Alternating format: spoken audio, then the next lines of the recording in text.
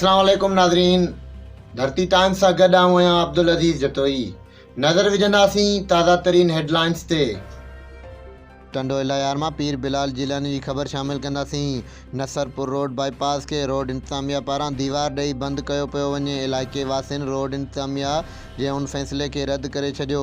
Road इंतज़ामिया खे जिथे चौराहो ठाहे इलाइक़े वासियुनि जी आमद रफ़्त खे आसान करणु घुरिजे हा, उते इंतज़ामिया दीवार ॾेई आवाम खे परेशान करे रही आहे।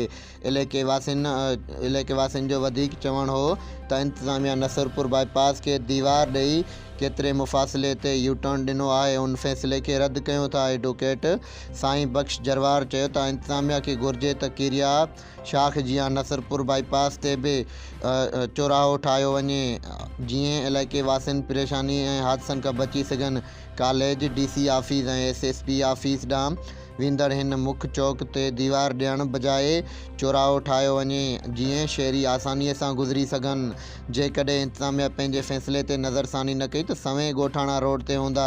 अयाज़ जरवार चयो त जहिड़ी रीति इंतज़ामिया दीवार ॾेई रोड खे बंदि करे रही आहे, उन हिसाब सां हादसा वधंदा। इंतज़ामिया पंहिंजे फ़ैसिले ते नज़रसानी करे रोड खे दीवार ॾेई बंदि करण सबबि हज़ारे माण्हू परेशान थींदा। असां छा ॾिसण खां थी आहियूं, लावारिस थी आहियूं। छो कोन थो अचे हिते असांखे जवाब ॾिए त छो कोन नोटिस वरितो आहे अॼु ॾींहं ताईं। हितां नंढड़ा ॿार तव्हां ॾिसी सघो था त कीअं हितां कल्ह असां लाइव वीडियो जेका हलाई आहे त उन में तव्हां ॾिठो हूंदो त कीअं जेको उन्हनि ॿारनि रोड ते थियो आहे। हादसो अगरि थिए थो कंहिं नंढड़े ॿार को ज़ख़्मी बि थिए थो या उनजी का मौत थी वञे थी, उनजो ज़िम्मेदार केरु आहे? DC साहब अचनि असांखे हिते जी जवाब ॾियनि त कहिड़े हिसाब सां कहिड़े कानून सां हीअ दीवार लॻाई वई आहे, कीअं लॻाई वई आहे इहा दीवार। DC साहब जो रोड आहे, DC साहब कोन थो ॾिसे हिते जा।